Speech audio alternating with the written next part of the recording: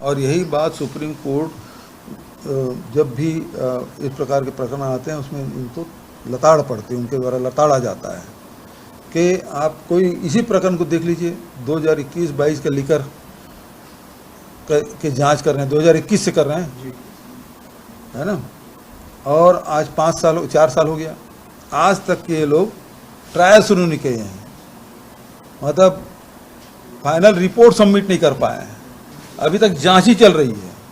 तो जांच ही सजा है, क्योंकि जिस प्रकार से सीबीआई ने भी मुझे डिस्चार्ज कर दिया, 7 साल से चला, और जैसे कोर्ट में खड़े हुए वैसे खत्म।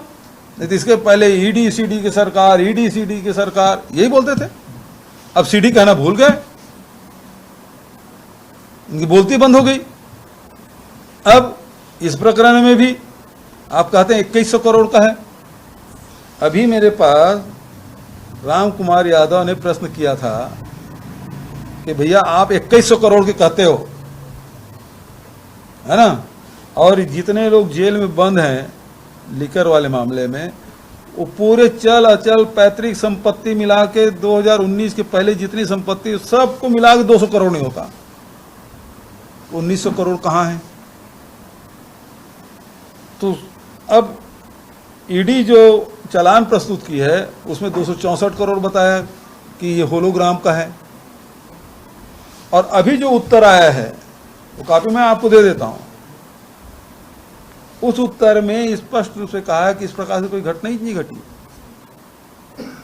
एक ट्रक उड़ीसा जाते पकड़ा गया नकली होलोग्राम का, और उसको सस्पेंड किया गया था इसी कार्यकाल में, विष्णुदेव कार्यकाल में, और 1 महीने बाद फिर लाइसेंस उसको रिन्यूअल कर दिए, और सब गोलमोल जवाब दिए हैं।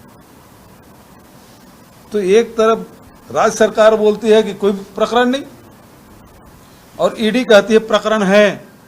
मैं विधानसभा में बोला यदि होलोग्राम नकली लगा है तो फैक्ट्री में लगेगा, तो फैक्ट्री वालों से वसूली करने के लिए नोटिस दिए क्या? जीएसटी के नुकसान को नोटिस दिए क्या? तुम्हारा उद्देश्य क्या है? राज्य के राजस्व में हानि न हो। तो यदि नहीं करना चाहते तो आपको क्या करना चाहिए था? वसूली करना था। 1.25 साल हो गया आपको सरकार में आए, वसूली 1 रुपये भी किए क्या? नोटिस दिए क्या? वो तो कोर्ट ने भी आदेश कर दिया कि इनको भी आरोपी क्यों नहीं बना रहे हो। ईडी ने किया क्या? जरा विधानसभा में भाषण पूरा निकाल के देख लीजिए। और अभी का उत्तर थोड़ा देखना, वो राम कुमार वाला उत्तर होगा, राम कुमार यादव जी ने प्रश्न किया था, वो अतारांकित में है, लेकिन उसके जवाब देख लीजिए, उसमें कुछ भी नहीं है। गजब की बात है भाई। तो ये ऐसी तो सरकार चल रही है। तो कुल मिलाकर जो आप कह रहे हैं ना, केवल ये जांच ही सजा है, ये बिल्कुल वही है। सरकार, राज्य सरकार खुद मान रही है कि इसमें गड़बड़ी नहीं हुई है, देख लो काफी। और ईडी है वो छापा, अभी जो छापा पड़ा हमारे यहाँ ईसीआईआर नंबर नहीं था, बचत और जो उस दिन छापे पड़े उसमें ईसीआईआर नंबर था, वो लीकर का ही था। हमारे घर में किसी से पूछताछ नहीं की लीकर के मामले में। हमारे यहाँ तो केवल कितना सोना चांदी है बच्चों के पास वो सब निकालो, महिलाओं के पास कितना है वो निकालो, पैसा कितना वो निकालो। 33 लाख रुपया निकला तो वो हमारी खेती का है। 40 एकड़ में अमरूद होता है, 100 एकड़ में धान की खेती है। अभी जाके मतलब सरकार को धान बेचने के बाद भी मेरे पास कम से कम 100 गाड़ा, मतलब ये 1200 से 1500 क्विंटल धान अभी मेरे गोडाउन में पड़ा है। मार्केट में बेचने जाऊँ तो 25-30 लाख रुपए कैसी होगा अब, यदि 2100 रुपये में बेचे तो भी।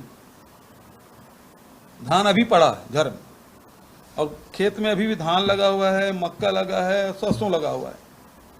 सब्जी अलग है और डेयरी अलग है। तो बदनाम करने के लिए किसी स्तर पर उतर सकते हैं।